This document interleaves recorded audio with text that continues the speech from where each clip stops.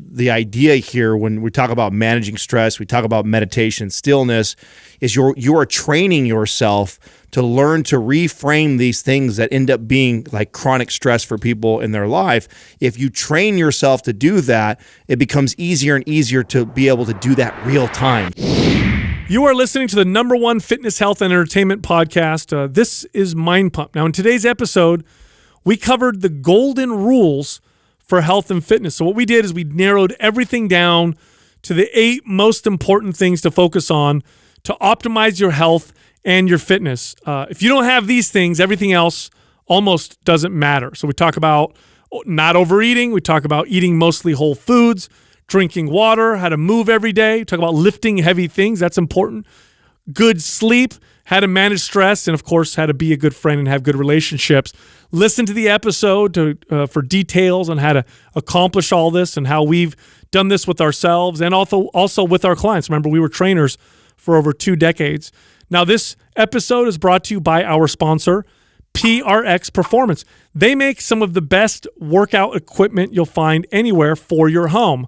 They're the inventors of the original and best fold-out squat rack. This is something that takes up very little space on your wall. You fold it out from your wall, put it in front of you. Now you have a very stable commercial-grade squat rack, but they have much, much more. Now, because you listen to Mind Pump, you actually get a discount, 5% off all of their products. And gyms are closed right now. A lot of people are buying home equipment. PRX is full of stuff. They've got everything. Go check them out. Go to prxperformance.com/Mind Pump, and then use the code Mind Pump for 5% off. Also, all month long, we're running a promotion where we've combined multiple programs, put them in bundles for different types of people. So for December, here's what we've done. We've curated a beginner workout bundle, so with workout programs that are ideal for the beginner. We've created an intermediate workout bundle known as the Body Transformation Bundle, and we've created an advanced bundle for people who've been working out for a long time. That's called the New Year Extreme Intensity Bundle. They're also massively discounted. They contain many, many programs. Each bundle will give you close to 9 months of exercise programming or even a little more, meaning you'll sign up and you have 9 months of your workouts totally planned out for you, regardless of which level you sign up for. Go check this out, learn more information, and if you like it, sign up. By the way, all of them come with a 30-day money-back guarantee. You can find all of them at mapsdecember.com. That's MAPS December.com.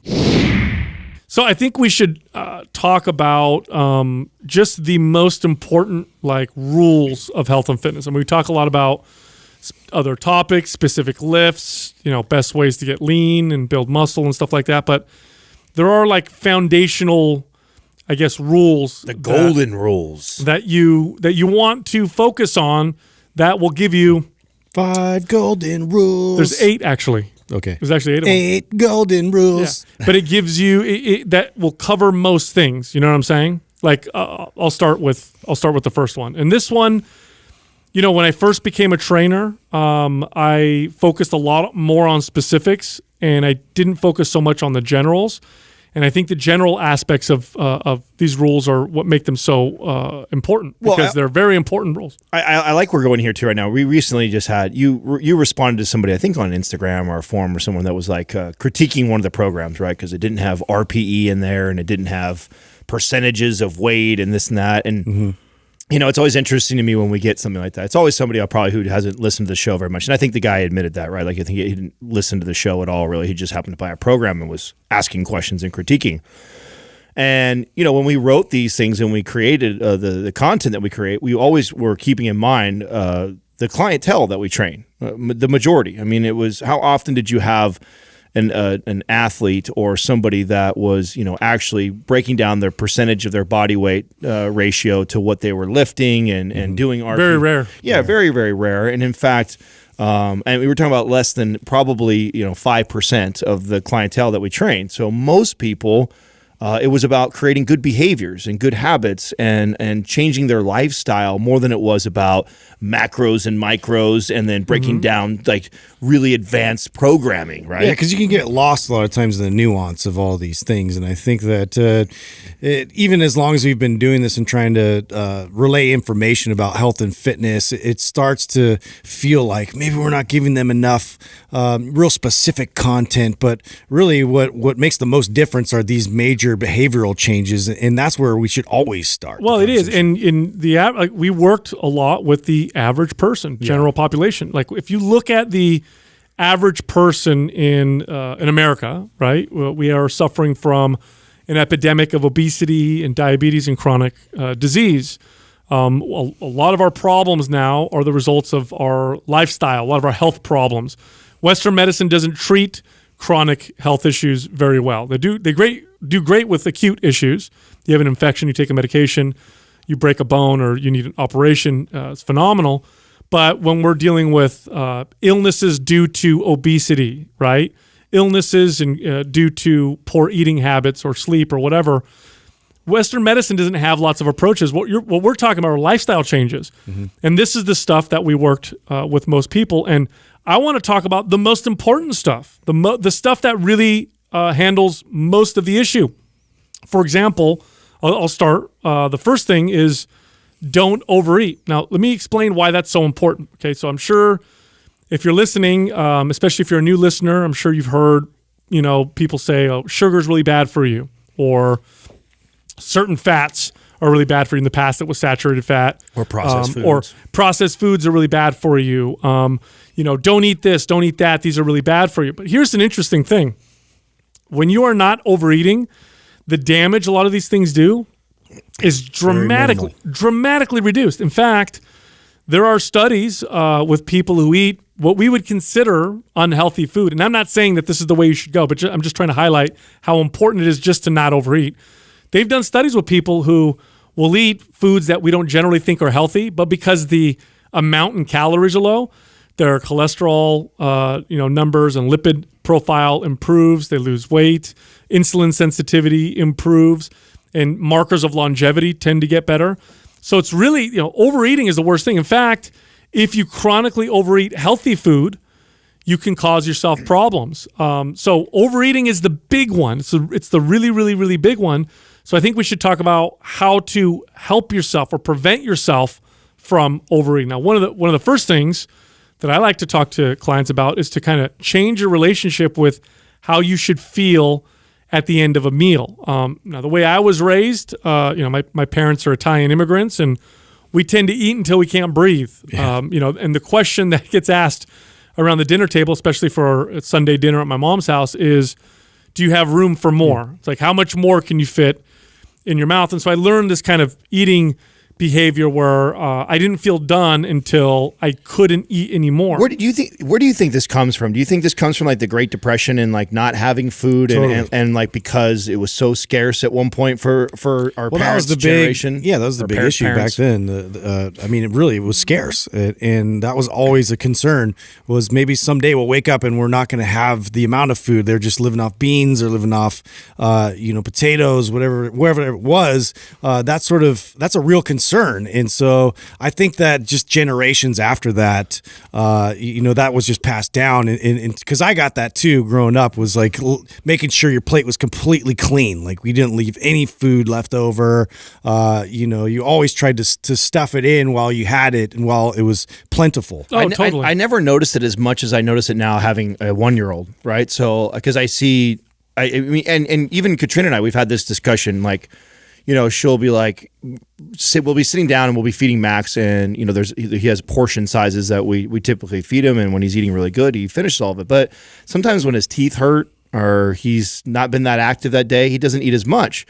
And I'm constantly reminding her that, listen, he'll eat if he's hungry. Mm-hmm. Like if he doesn't want any more food, like we don't have to force him. Like the doctor's fine. He says he's fine. He's not losing weight every time we check in. He's gaining weight in a healthy manner, and he's got a great body weight right now. So, if he's not hungry, he's not hungry. I bet you if he doesn't eat very much this meal, the next time we feed him, he's going to want more food. And so I think it's ingrained in our culture so much that we start to teach it to the kids so early that it just becomes a habit as they become into adulthood. I mean, I can even, again, speaking for myself, I didn't feel like I was finished with the meal until I felt stuffed. Like, okay, I'm done now with breakfast because I'm stuffed. I can't eat anymore. I'm done with lunch because I'm stuffed, or dinner. But really, here's a better alternative. Alternative is eat until you're satisfied, not until you're stuffed. Now, this is very, very different. It's very different. In fact, if you eat until you're satisfied, you'll probably end up eating about 70% or 80% of what you normally would eat. It's a different feeling, right? I'm going to eat, and then do I feel satisfied? I think I'm okay now. But you have to change that relationship with that feeling of that feeling of stuffed, that feeling of I can't eat anymore. Like if that stops becoming something that you think is positive and you think, I'm going to eat until I'm just satisfied, you'll find that you stop overeating. Now, do you guys have specific strategies that you guys would do either with yourself or with your clients to get someone to this? Because that's, just so you know, we say that, so easily, but it's not that easy. It's not an easy thing for people to get the difference of, am I satisfied right now? Am I full? You am I really have to stuffed? work at that. Yeah, that takes some practice to get an understanding of what that feels like. You really have to work on your relationship with it. Are there things that you guys would do with clients? Well, because like proteins and fats are very satiating, I tend to want to start with that food first. And that's something that I had my clients start to kind of gear their meals around, trying to consume that first, and then, the excess. And it's just one of those natural things. Like when you're satisfied, you don't feel like the need to keep consuming and keep going in a sense. So that's one strategy that I found was effective. Yeah, I think it's about becoming a little bit more aware, and slowing down helps you do that. What you'll notice is when you eat until you're stuffed, you tend to eat very quickly. And so I would tell clients, like, here's a great tip. I would say, don't drink anything while you're eating. And the reason why I said that was because it forces you to really chew your food, which forces you to slow down. And slowing you down gives you the opportunity, doesn't guarantee it, but it does give you the opportunity to recognize that you're satisfied. Eating fast, you'll pass satisfied and get to stuffed before you even realize that you're satisfied. Well, this is where, and this is where we're a little bit different, right? Like, and that's why I wanted to talk a little bit more at length with like strategies. I found with clients, this is where the meal prepping, weighing, and measuring thing really helped. Like, and I know we've debunked, eating small meals throughout the day does not speed up your metabolism. It's not better. It's not going to make you burn any more fat by doing that. But what I did like was that it portioned out meals. It forced them to prepare them, weigh, and figure out like, oh, this is what a 450 calorie meal looks like. And this is what it looks like over 4 or 5 meals in the day. This is what it feels like when I eat those 450 calories, like how my body feels afterwards. So with every client, this was why I like to start them there, is to get them to at least feel that and understand like what a 450 calorie meal should feel like and what you feel like afterwards. And the thing that was common with all of them is when they would finish it, they would and be done, and they're done. Like you finish whatever in your Tupperware. Once you're done with that Tupperware, you're done with your meal. There's your 450 calories. If any sort of hunger that they had leading into that meal was completely gone. And what they realized was that, that feeling of being satisfied, it really didn't take very much food to feel that satisfied. And I think most people are so distracted when they eat that they go beyond that satisfied feeling and they overstuff. Totally. There's this saying in Okinawa, and I was couldn't remember what it was or where it came from, but I pulled it up, and the saying is harahachibu, which means eat until you're 80% full. So it's kind of part of their culture. Okinawa is also known for having some of the best longevity and health. And if you think about it that way, it's like, and it does require awareness, but ask yourself this while you're eating. While you're eating, have you reached, because you're probably familiar with what it feels like to be full, ask yourself, have I reached 80% of that? And then stop. Yeah, it's interesting to me, like most of those studies that they do even on animals, like they find that the ones they calorie restrict versus the one that they, overeat tend to live quite a substantial amount longer. Well, this happened last night, right? Literally. So because I'm back kind of on my kick right now.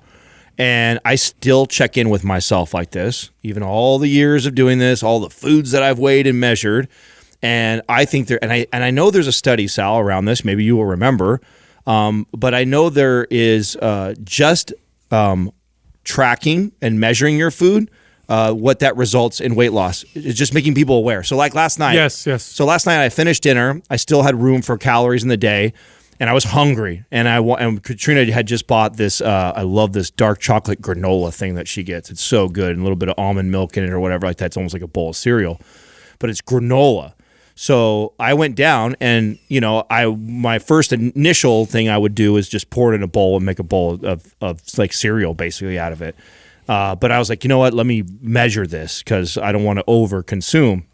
And I poured it in a measuring cup and measured 2 cups. 2 cups is 600 calories without the almond milk. That didn't even fill my little small cereal bowl up to halfway. Made you really aware of it. Yes. And that just knowing that was enough for me to not overdo that. And I was totally fine. I ate the 600 calories worth of it, but I would have filled the whole bowl up or at least 3/4 of it up in the past and just crushed it if I'm not really tracking or paying attention. So just by simply tracking and being aware of, oh, wow, that's 600 calories right there. I'm good. I can have that. And then after I ate it, I was satisfied and I was fine. Right. Another thing you could do is set side time to eat. So rather than sitting in front of the TV to eat or on your phone or while you're working, you actually sit down at a table and you eat your meal and you take your time. And that slowing down process does help bring awareness. Now, the second rule kind of helps with the first rule, and this is a big rule today, especially in modern societies. And that rule is to eat mostly whole foods. Now, why is that important? There's a couple reasons why. Number one, processed foods. So when I say whole foods, I mean foods that are basically one ingredient, right? It's like steak is steak, eggs are eggs, milk is milk. Processed foods tend to come in boxes or wrappers. They tend to be frozen. They have long shelf lives. Whole foods, number one, tend to be more nutritious. They tend to be healthier. Not always, but they tend to be. The second reason is the most important.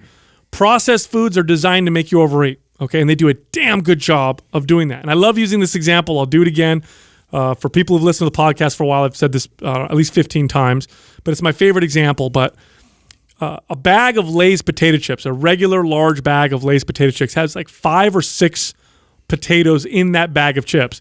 Now, if I boiled 5 or 6 potatoes plain and put them in front of you and said, eat them all, it'd be very difficult. After like 1 or 2 for most people, you'd hit palate fatigue and you wouldn't be able to keep eating. But if I gave you that bag of chips, especially if I put you in front of the TV or a movie, most of us could eat that whole bag of potato chips. Here's the irony. That bag of potato chips has added oil on top of it. It's even more calories than the plain potatoes, and yet you eat more of it because it was designed to be hyper palatable. Heavily processed foods do this. Eating mostly whole foods automatically, and I'm not just saying this, there are now several studies that show this, automatically reduces people's caloric intake by like 500 calories a day. Well, we've talked many times on this podcast that, early on in our career, we made this mistake of, when I'd write a diet, I'd calculate the person's weight out, their goals, I'd ask them what foods they do like, they don't like, and then I'd write this, generic plan, follow this to a T. Towards the end of my career, it changed completely. We would look at their diet and I would ask them how they eat currently right now. And I would just look at some major offenders. It's almost always processed food, fast food that they're getting or sodas that they're drinking. And I wouldn't radically change everything. I would just slowly start to add whole foods in there in replace of those processed foods that they're eating. And it would naturally get them to lose weight. And then they don't feel like they're restricting. That's what I love about like teaching people to go in the direction of whole foods, is that if I just tell you to do that, I know what will happen from that.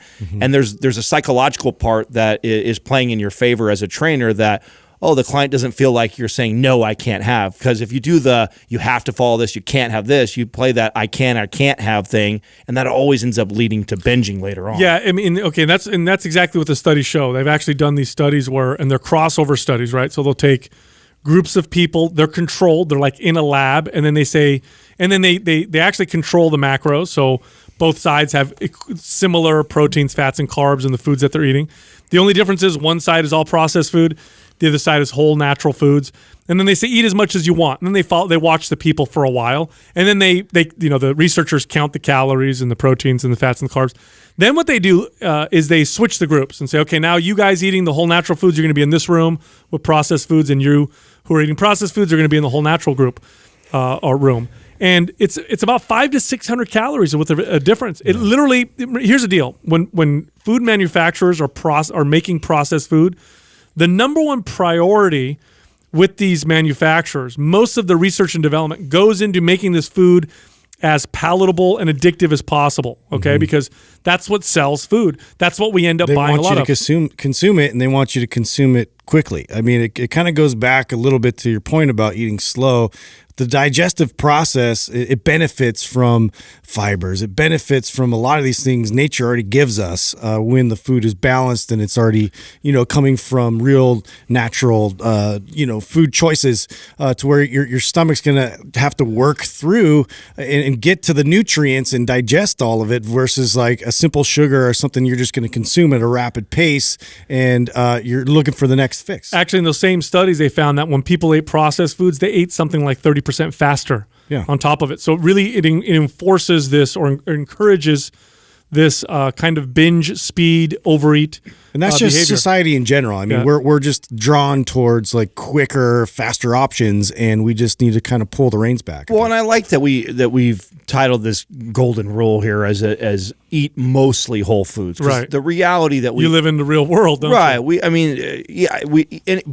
All of us would be lying if we said that we don't have processed food. In fact, there's processed food that probably makes its way into each of our diets every single day. We're around it that much. But the idea is that you are always pursuing. It's the same thing that we talk about with supplements, right? Like I'm pursuing to get all my nutrients from whole natural foods. The reality is I know there's times that I have to supplement that.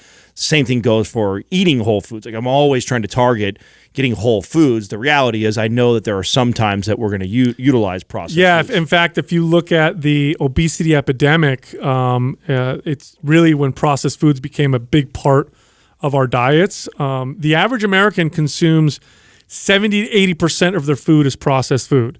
It really should be the reverse. 70 to 80%, or I like to do 90% of your food should be whole natural foods. And then, 20% or 10% should be from processed foods. If you do it that way, here's what happens. You naturally eat less. Like we said in the first rule, which was don't overeat. Because I'll tell you what, you can definitely track things and eat mostly processed foods and not overeat and get some health benefits, but it's a lot harder. If I eat processed foods and I'm not overeating, I tend to want to eat more, and it becomes a struggle every single day. I want more food. I'm craving more food. But if I avoid processed foods, I don't necessarily feel like I'm under eating. In fact, when I eat whole natural foods, again, my calories drop quite naturally. Now, the third one, Adam, you mentioned earlier about sodas. You talked about that being one of the processed food thing.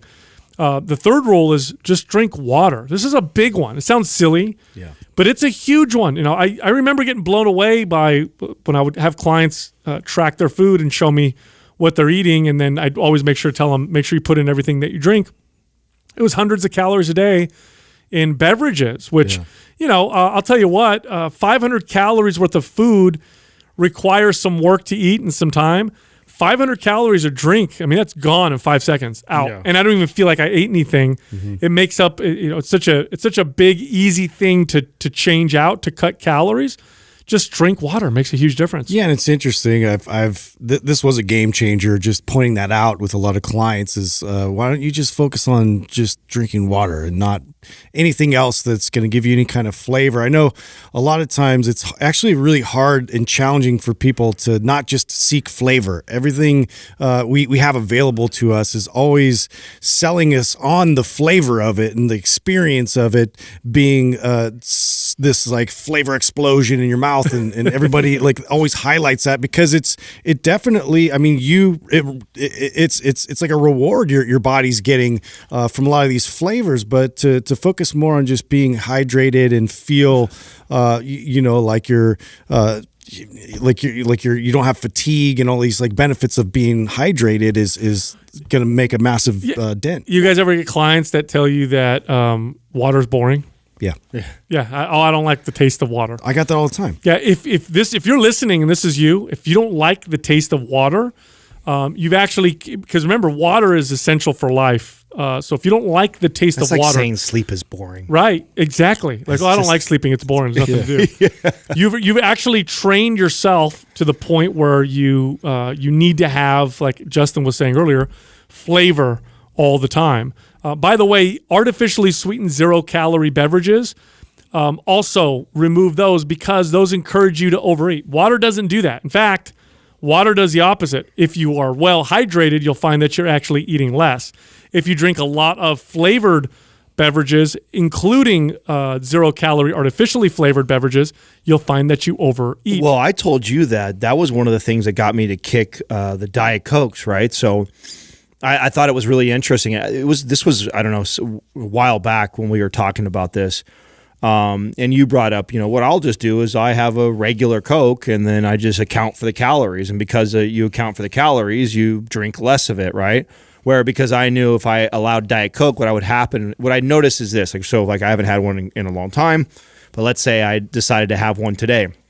I'd have one today, and then another 2 days would go by, then I'd probably have another one. And so now I've got a week where I've had 2 of them. Then I'd have a week where I have 3 of them. Then I'd have a week where I had them every day. And then before you know it, I'd have 2 in a day. And real quickly, I found myself craving more and more. And real quickly, I found myself justifying having another one because it's 0 calories. Where I switched over to drinking things like the Hansen or the Olipop, which have calories in it. And I'm like, okay, if I want a bubbly beverage that tastes good, I'm going to have one of these things, but I'm going to have it with the calories. By doing that, I actually limit myself better than having all. You get that natural barrier of calories. Yeah. That's a good strategy. But for most people, don't drink any of your calories. It's silly. Eating calories is way more fun. Go with the food and not the beverage, and remain very hydrated. By the way, here's something, okay, for people, and I used to use this as a strategy quite a bit for people who are really, really hated water, and you run into this quite a bit. I would have them switch to carbonated water. Carbonated water is not bad, not a bad transition. It was easier to get some people to drink more water if it was, San Pellegrino or Topo Chico. Well, especially if there's prone to drinking a lot of sodas. Yes, and it was just easier for them. And you, by the way, you'd be surprised. You start drinking, half a gallon to a gallon of water every day and no other beverages, you'd be surprised at how your skin looks, your inflammation goes down, your digestion improves. Sleep. Oftentimes, if you're constipated it's because you're not hydrated. A lot of people don't realize that. I also have found clients losing weight from this. And it took me until I competed to really piece this all together. And what I found was, so when I'd get a client and I'd find out they're not drinking very much water, and I would recommend anywhere from a half a gallon to a gallon, which would be a lot for some people. And they'd tell me, oh my God, Adam, all day I find myself drinking water and peeing, drinking water and peeing, drinking water. That's all I feel like I'm doing all day long. And it would result in this weight loss. It didn't really connect completely for me or all the way line until I started competing and having to push, gallons of water every day. What I found was when I was in a calorie deficit and hungry, keeping my mouth busy drinking, and then the amount that I'd have to go pee and get up and go walk and pee, just the extra movement from that and keeping my mouth busy with drinking water kept me from wanting to eat or doing anything else. As a result of that, I was able to lean out. I've found this same strategy with clients that don't drink a lot of water, just simply telling, and again, not telling them you can't have any of these other things, and saying, hey, I need you to get a half gallon or I need you to get a gallon of water every single day. And because they're so focused on that, it distracts them from you drinking all these other things. It does. Yeah. And eliminates a lot of the achiness and a lot of these signals after the workouts. We get a lot of achy feeling, and being hydrated a lot of times eliminated that for some of my clients, as well as the fatigue. Yeah, well, one sign of not having enough water is also hunger. So sometimes you feel like, right. I want to eat something. Yeah. Drink some water, wait 15 minutes, not hungry anymore. That's how I felt at competing. Like, I mean, you're always, if you are eating in a competitive level, you're hungry all the time. And a lot of times what would curb that for me is just simply pounding a glass of water, and that would make it feel good, make me feel better until I get to the next meal. Totally. Now, the next one is extremely important. This one's not diet related, and that is to move every single day. Now, I know we get recommended to exercise every single day, which fine. That actually falls under this category. Have your schedule scheduled 35, 45-minute bout of scheduled activity and exercise. But I have a better option because that one tends to be more difficult to maintain for a lot of people, especially if you're busy but sedentary. Carving off 45 minutes every single day to walk or hike or ride a bike or swim or whatever, again on a treadmill, that can be a little bit difficult or challenging. Instead, here's a strategy that I found for clients is I'll tell them, walk 10 to 15 minutes after breakfast, lunch, and dinner. Now, let me tell you why this works so well. First off, it sounds very manageable. 10, 15 minutes at a time, quite easy. Number two, I've attached activity to something that they already do. It's not it doesn't feel like a new thing. Like carving off 45 minutes to exercise feels like a new thing. If I say walk 10 minutes or 15 minutes after breakfast, lunch, and dinner, well, I already eat breakfast, I already eat lunch, I already eat dinner. So I'll just get up and walk around for a little bit, walk around the block a few times or whatever. Makes a huge difference, and people are far more likely to stay consistent when they do something like this. But it's very important that you move every single day now, much more than ever, mainly because, like I said earlier, we're just so sedentary, even though we're very busy. We wake up in the morning, we eat breakfast, get in the car, we sit in a car, drive to work. Nowadays, even with lockdowns and stuff, people don't even do that. They don't even walk to the car. They just get up and sit at their desk. But let's say you drive in your car, but you're sitting there. You get to your office, sitting at your desk, doing that for 8 hours. Get back in your car, drive home. What do? Sit back down, eat dinner, sit back down on the couch. The average person walks grand total, if they're not scheduling activity, under 4,000 steps. Under four. What is that? Like a half a mile? Yeah, it's like a day. Yeah, that's the body wasn't designed to do that. It's not even a full hour of activity of moving all day long. It's what the average person is moving right now. This is my favorite rule of all the rules, because I think that it's one of the simplest to implement and be consistent with it if you make an effort to do the things that you're saying right now. Like that was something later on that became a habit. In fact, it didn't become a habit until I was with Katrina. Katrina and I started to do this anytime that we would go out to eat. That was just kind of how it started. It started as a rule, not at home, but as if we were to go out. If we were going to go out and go have a nice, sushi dinner or go out and have a steak dinner or whatever, as soon as we got out of the restaurant, we wouldn't just go walk back to our cars. We would go walk for 30 minutes and take a walk up and down the strip or wherever we're at. I really attribute a lot of our weight management or keeping us healthy to that. The other thing that I started to notice when we started to create that as a habit was this was also one of the best and few times in our day when we were completely present with each other and non-distracted. And I know this is about like health and fitness, and we're talking about more like weight loss, weight gain type shit, but when we talk how important that it is for your overall health to manage like your relationships and being present. And to me, that was a side effect that I wasn't anticipating for this. I was doing it originally for the calorie burn. I'm going to move because I need to move. I need to burn the calories. I ate a bunch of calories. Let's move.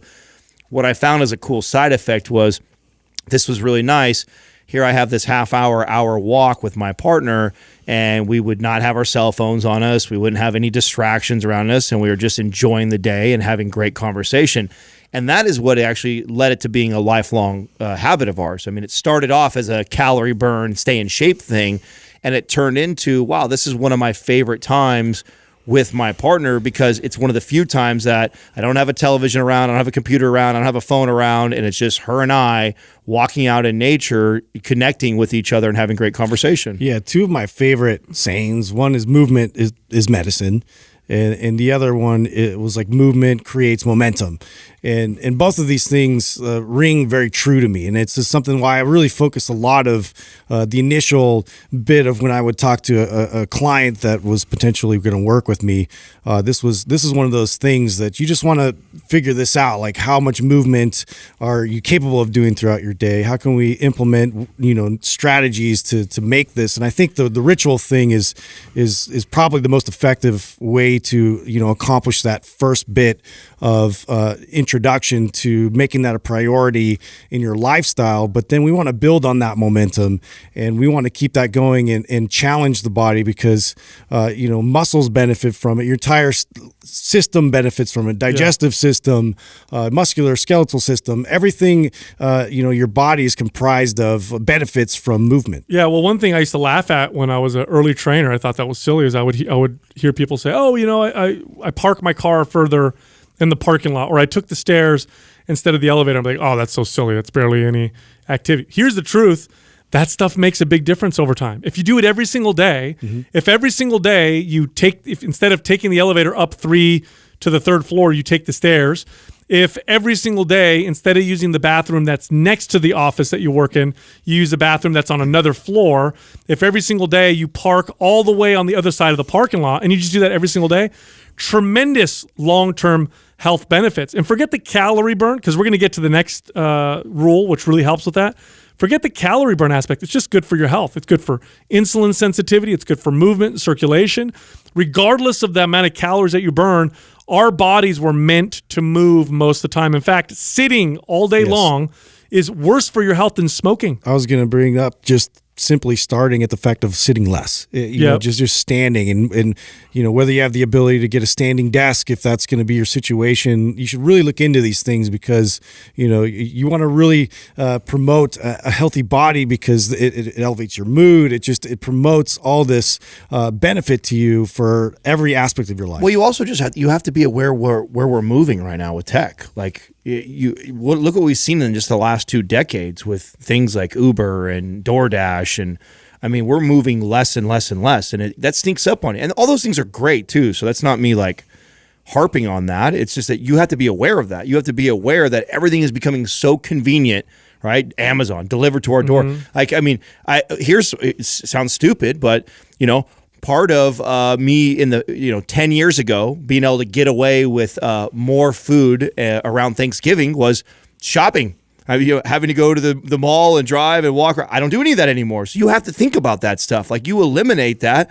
That's a bunch of movement that you used to do. You just deleted that. Yeah, so you have to be able to adjust. Either one, create movement in other places, or you have to adjust calorie-wise. Otherwise, the weight just piles on, and that just adds up over time. Right, but again, regardless of the calorie burn, movement on its own is beneficial. And really, what the key here is to inject it into your daily life. We're not necessarily talking about scheduled, structured workouts, but that does lead us to the next one, which is lift heavy things every once in a while. Now, here's the wonderful thing about resistance training. And resistance training covers, of course, traditional weightlifting, using machines, body weight training, resistance bands, suspension trainers. That's all resistance training. The beautiful thing about resistance training is, and we're going to get into its benefits, right? But one of the beautiful things about it is you don't have to do it all the time. In fact, for most people, 1 or 2 days a week of a good resistance training program will give you a lot of the incredible health benefits of resistance training. Now, you may not maximize muscle development and super sculpt your body and that kind of stuff, but in terms of the health benefits, right, in terms of the metabolism boosting effects that resistance training offers, 1 or 2 days a week for most people can make a pretty big impact. And that's really the big benefit from a health perspective of resistance training. Besides keeping your body mobile and strong, which is resistance training does phenomenally, it actually maintains a fast metabolism. Now, why is that important? Well, we're surrounded by food and we don't move much. So we're not burning a lot of calories because we don't move much. And there's a lot of calories that we eat because food is easy and it's delicious. An amazing buffer against that, a great insurance policy against that, is just to have a faster metabolism. Resistance training is the only form of exercise that reliably speeds up your metabolism. In fact, other forms of exercise may actually do the opposite and make you more of an efficient calorie burner. Not resistance training. It speeds it up. So you're literally, if you lift weights once or twice a week and you do it in a good way with good exercise programming, you could be burning 300 more calories a day doing what you normally do. You're not moving more. You're not exercising more. You're doing that resistance training workout every once in a while, but now you're just 300 calories more a day because you have a faster metabolism. Now, how have you guys implemented this into your own lifestyle? Now, I know, Sal, you rarely miss a workout. I think probably Justin, myself, and maybe even Doug are the ones that probably have moments where we're less consistent. How do you use this philosophy into your own lifestyle? Do you guys do things different today than what you did in your 20s, like when you think about strength training and lifting compared to what you did when you were 22 years old? Yeah, I'm just more conscious that I seek it out. I'm always thinking about where I can kind come home from work and, how I can add resistance training into my lifestyle, because I know the benefit of it, of providing the strength, but also just keeping my body able and keeping my joints healthy and making sure that, everything is working properly. And I want to maintain that. I want to have all the abilities that I have now going forward. So I just find ways during the week now. I don't put so much pressure on a long period of time of working out. I get it more in smaller windows, but I build upon that. So if I've missed a few days or whatnot, I don't punish myself in one session like I used to for a longer period of time with more intensity. I'm very much more methodical about building that momentum back up with smaller workouts. That's the thing I would say I'm most different about in my late 30s than what I was in my early 20s. So in my early 20s, it was kind of an all or nothing attitude. Oh, so like if the workout's not perfect, then right? forget it. Like if I didn't have you got to make up for it. Yeah, exactly. Either I got to make up for it, or if it wasn't an hour of intense training, then you write it off completely. The same thing. Where a lot of times I will spend the entire time in the gym just squatting, or just Turkish get up, or just the overhead press. Like if I haven't lifted in a while and I'm just not feeling like a 50-minute or hour long, training session, the old young version of me would just write it off because I'm not in the mood to get after it. And I would think that, if I don't get after it, I'm not making any progress. Where today I'm different. Like I live by this philosophy of just make sure I lift heavy things every once in a while. Like there's the major lifts. I want to be strong in them. And even if it just means I'm going to go bench for the day, I'm going to go do that. And I wouldn't do that in the past. And that is something that I do now today. I think older and wiser version of me than I did in my early 20s. Yeah, I mean, personally, I very consistent with it, but I never trained a client. I don't want to say never. I almost never trained a client more than 2 or 3 days a week of resistance training. In fact, 90% of my clients that I trained in my career, my most successful clients, they did resistance training 2 days a week. Okay, I had another chunk of clients that would train resistance training once a week. These were people that were just interested in longevity and health, and they did a lot of other activity on their own, whether it was hiking or cycling or swimming. And they'd come see me once a week, and we would do a traditional resistance training workout once a week. Again, the beauty of resistance training is you don't have to do it all the time to get the health benefits. Now, of course, you can get more and more advanced and build more muscle and do all that kind of stuff. But if you want the health benefits of resistance training, a couple days a week of a good structured routine will give you the metabolism boosting effects. You'll get the mobility effects, the strength effects. You'll get the insulin sensitivity effects, the testosterone boosting and men effects, the hormone balancing and women effects of resistance training. You don't need to do a whole ton. And if you just move every day, like we said earlier, you'll get great benefits, but you still need to lift heavy stuff, because lifting heavy stuff is what makes you strong. It's what gives your body a reason to have muscle and strength. Now, the next one, this one's one, Adam, you're talking about becoming wiser. This one took me a long time to figure out, and that is to sleep well. I almost never prioritize good sleep. In fact, I took pride in seeing how little sleep I could get and how little sleep I can get away with. This is a big one. In fact, studies are pretty conclusive. Sleep is as important for your health as diet and activity. In fact, if your sleep is really bad, it can actually impact your health more acutely in a negative way than your diet. I mean, you can get away with a terrible diet for a month. You can't. So you have really, really bad sleep for a month. You can develop some pretty bad chronic illnesses. Sleep is extremely important. Well, I remember. I wish I remember who it was, but I do remember the first time it was said to me, and I was like, "Oh shit, that's powerful," and I never thought of it this way. And once I had realized the importance of sleep, the next thing was like, okay, it's important. I know I've read the studies. I get it. I don't put a lot of effort into it. I remember someone saying to me that, think about the way you get up every single morning, right? Like, and they asked me like, what's your morning routine? Oh, I do this, I brush my teeth, I shower, I read something, I eat, and then I, head out the door or whatever, I have a cup of coffee, whatever. And then they asked me, well, what does your night routine look like? And I'm like, I don't really have a night routine. Sometimes I go to bed this time, sometimes, and they're like, yeah, exactly. If you understand how important sleep is, right? and you don't put any effort whatsoever in a routine to get you ready for it, like how are you ever going to be successful at it? And I remember that like aha moment of, oh wow, I'd never thought of it like that. Like I just don't treat it like that. I just wait until I'm tired and exhausted and then I crash, and many times I'm staring at a phone or on a computer or watching TV. And that completely changed the way I look at it. Like where now, as soon as that sun goes down for me, like my brain's already turning on. Like, okay, what's my last 3 hours going to look like, and getting ready for Yeah, bed. it's still relatively new in terms of putting a lot of intention around preparing for sleep and being more mindful about leading into a higher quality sleep experience versus where I used to just be like, well, I guess I stayed up too late, or I had eaten something or kept me up all night, or what are the, it just whatever randomly would happen is kind of what I felt like the result of my sleep was, and there was no structure there, like or any kind of intention leading into, well, I could actually manage this a lot better. Like I could actually like put more thought into this and reap the benefits of sleep. And you feel the difference when you actually get quality sleep like nothing else. I would say I don't know about you guys. Sorry, Sal, I cut you there. I would say I use more of our partners and sponsors or more products and things to assist me here than anything else that I do. So like more consistently. Yeah, exactly. Yeah. Like, I mean, you look at like the Ooler, the Felix Grays, the Ned Sleep, these are all partners that we have.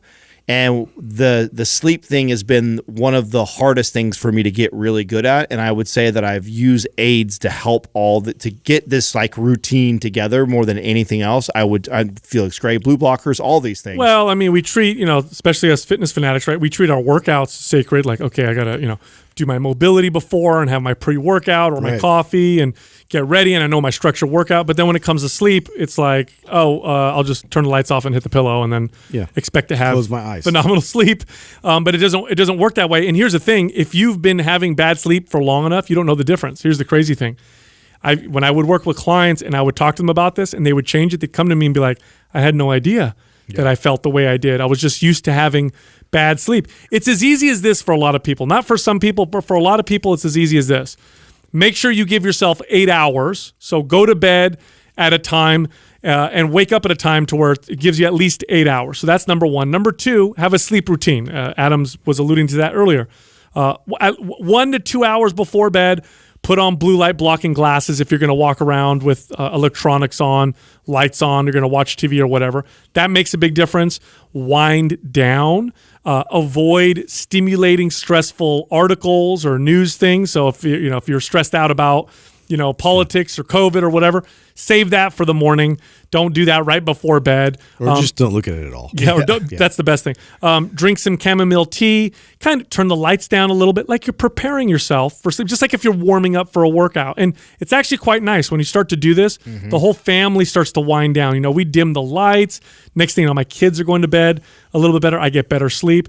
It's as easy as that. Start doing that, and you'll find that you'll get some tremendous benefits, because poor sleep is very detrimental to health. I mean, I just read a recent study that showed that people who got less than 7 hours of sleep a night chronically, so just a little less than ideal, had a 40% increase in heart disease risk. Wow. So it makes that big of a difference. And sleep is one of the best stress relievers that there is around. In fact, we tend to know this naturally. If we get overstressed over long periods of time, you'll find that you'll want to sleep more. Sleep is a great stress manager, which brings us to the next one, which is to manage your stress. Stress is an interesting one. It's you don't want to get rid of stress. I mean, exercise is a stress on the body. You want to be able to manage stress. And people ask me, like, what does that mean, manage stress? Does that mean that I make stressful situations less stressful? That's part of it. That has to do with mindset. I'll tell a story that kind of illustrates that a little bit. It was maybe a month ago. I was coming home, and my garage is separate from the house. I have to walk through this little back area, and I'm walking through, and I smell gas, and I'm like, "What is that? What does that smell?" And so I said, "Okay, I better call PG&E. This is the gas company here in California, because if you smell gas, it's a good idea to call them just to double check." Well, they came. Lo and behold, there was a small gas leak on the side there. So they turned off all the gas to the house. So I had no gas to the house. Okay, so the next morning, I wake up, and because I have no gas, I have no hot water. So I take a freezing cold shower, and I'm just pissed off, right? Because it's freezing and cold. And I walk out of the shower, and I'm hemming and hawing and, pissed off about it being cold. And Jessica was there, my wife, and she starts giggling. I'm like, what's so funny? And she goes, why are you so mad taking a cold shower? She goes, sometimes you do that on purpose for health reasons. And I thought, yeah, you know what the difference is? The difference is I choose to do it. Reframing. Versus I feel like I'm forced to take this cold shower. So you can do that with a lot of things in your life to make them feel less stressful, is to reframe the situation. You're stuck in traffic. Oh my gosh, I'm stuck. Let me listen to that really cool podcast or that book, giving me that opportunity. Let me get on the phone call and call that person I haven't called. Reframing stressful situations can do that. Now, here's the other thing I want to comment on that is I think it was a game changer for me, is when you have stressful stuff happen, balance it out with stuff that relieves stress. So it's like I had a really stressful day. Mm-hmm. This is a good day for me to go do a walk, which I personally find to be stress relieving, or watch a funny movie, which I find to personally be stress relieving. That's one of the ways that I try to balance it out. Well, this is the real power behind meditation, or just practicing stillness, right? Mm-hmm. And I get this, like when I talk to somebody about this, like, how do you meditate? And it's kind of a weird question to try and answer it. One of the best ways that I have found for me is that is a moment where I'm completely still, and I am processing all the things that's happening in my life currently, and I'm practicing reframing them. Mm-hmm. I am looking at the things that at that moment when I go into that stillness or that meditation, I'm thinking about all the things that I'm frustrated at. Oh, I'm frustrated because of this going on at work. Oh, I'm frustrated with this. And instead of being frustrated about it, I'm looking at the silver lining in all those situations and reframing it. Just like the example you gave, this is where I find meditation to be very powerful. Now, to each their own, if you do it and you use it for other things. But for me, that's how I've learned to use it. It doesn't have to be this, I'm sitting, Indian style with my hands in a prayer situation, and I have like crazy lights on or in the dark or whatever like that. It just literally is a moment of stillness, thinking about my day, thinking about the things that at that moment I think are stressful or I think are so bad, and finding the silver lining or finding the opportunity for growth in all those things that can really change the way your body perceives that stress. I've gotten a lot better about writing things down and really reflecting and doing sort of an inventory on my day and things that would potentially be stressful or things that I carry with me. And I just think that, and I release these things. It's if I can't get it to it today, I'm going to get to it eventually. And I just keep it there in front of me, so it's not something that will spin me out. It's something that I'm carrying with me. I think it's just a healthy thing. However you can do this in terms of relieving yourself of your mind at night, especially when things start to spin and stress kind of lingers on, and you carry that with you into the next day.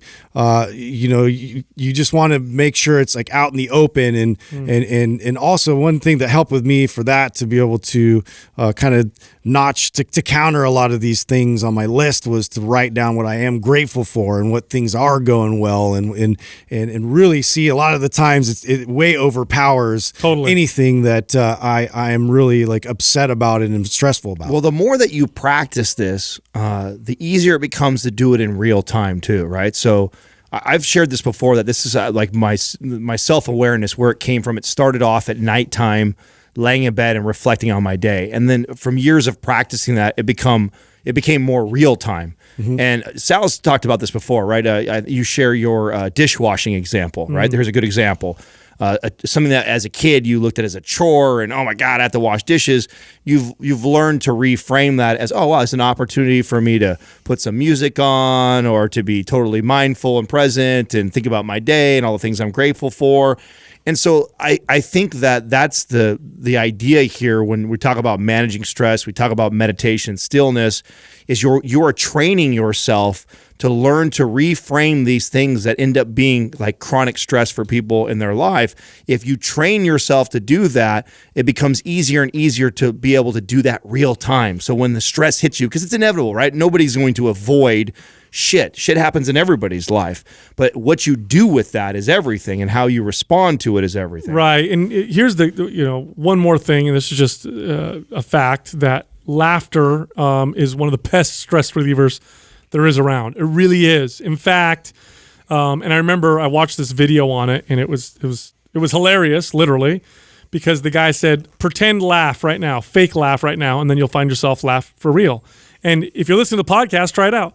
Start laughing like you're pretend laughing, and what you'll find is you'll actually start to laugh for real. This is a great thing to do when you're feeling really stressed out, is to find something funny or to make yourself laugh. It's why they say it cuts the stress in a room or the tension in a room, is to crack a joke or whatever. Mm-hmm. Laughter this is probably why it exists in the first place, is something that we do as humans. It's a great stress reliever. So if you find yourself real stressed out, do something funny or something fun. It's a great way to kind of balance it out. Mm-hmm. Now, the last one I think is one of the most important ones, and we listed it as be a good friend. Now, the reason why it says be a good friend is because really what it means is have good relationships with the people around you. But I think we put so much on other people in the sense of the good relationship has to do with the person that I'm having the relationship with. Mm-hmm. Oftentimes when you're a good friend, good friends find you. If you're the good person and the good friend, I don't mean people take advantage of you, but I mean in a genuine way. You're caring, you offer help, you listen to people. You'll find those kinds of people in your life as well. And studies do show that the places with the greatest longevity have people in those areas have wonderful social networks. They have very tight social networks, whether it's church or family. They've got people around them that they're close with. What was that study that you shared that one time about people that have good relations or community? Poor relationships was equivalent to, in terms of damaging your health, to smoking, I think it was 10 cigarettes a day or something like that. Something crazy. Wow. Yes. Yeah, that's crazy to me. That's how bad it is to have bad relationships around you. This is why they think that religious people live longer than non-religious people. The scientific community believes it's because of the how religious communities tend to have these kind of networks and relationships, and they think that's what may be contributing to the longevity. I'm sure the religious people think it's because they're favored. Community was always a big factor in all the blue zones and all those things, and it's really an important thing too with purpose, even for your own purpose that you find every day, which really guides a lot of people's lives. And I think pouring that into other people is a big part of that. And to be able to have community, you also have to give of yourself in order to receive. So I think it's important, though, if we're going to talk about friends and community, I think it's also important that you evaluate your circle too, because many times we are drawn to people that feed our insecurities and the issues that we're still dealing with from childhood or whatever, and that can really just fuel the toxicity, right? And not really help you grow or move through or manage stress better. So. Like if you're trying to avoid drinking alcohol and the friends that you have, the way you bond, the only way you bond is through alcohol. You may need to reevaluate why you're friends with them in the first place. Yeah, or if you have, for me, I had friends that I was really close with since we were high school kids. And in high school, we were all into sports and really competitive. And that was what we shared in common as kids. Then we grew to be adults and we're very different. But that competitiveness stayed in us, and we became that way in life. And instead of being supportive of each other and lifting each other up and being happy when the other one was successful, it was always trying to put the other one down or one up the other one. And that can be a really unhealthy circle to be a part of. And a lot of times people get stuck because they're in circles like that. Yep. Yeah. It just feels good, genuinely feels good, to be a good person to someone else for the sake of being a good person. So what I mean by that, because when I say like be a good friend or do good things, don't do it with the intention of receiving anything back. That's the wrong reason to do it. You don't get the same benefit. Like if I go out of my way to do something nice to Justin and I'm thinking to myself, I'm doing this because I want him to be nice back or I want something back from him, I'm not going to get the same value as me doing it because of just the act itself. The act itself is what I value. The fact that I'm being good, being nice to you, and then I'm done and I expect nothing. And then if he does do something nice to me back, what a wonderful, cherry on top of the sundae. It's a nice extra. But I find being a good friend is how you find good friends. Being a good friend is how you also find when you have bad friends, oftentimes. Mm-hmm. Look, Mind Pump is recorded on video as well as audio. Come find us on YouTube, Mind Pump Podcast. You can also find us on social media. Find us on Instagram. You can find Justin at Mind Pump Justin, me at Mind Pump Sal, Adam at Mind Pump Adam, and Doug, the producer, at Mind Pump Doug. And I'm going to be their dad for the rest of their lives. It's a long relationship. Same thing with fitness. There's going to be times when you love working out and it's great. Don't fall in love with that feeling, because it's going to be very hard to stay consistent when those normal times when working out isn't as great, when it kind of sucks, when you're not as strong, when you're not feeling great.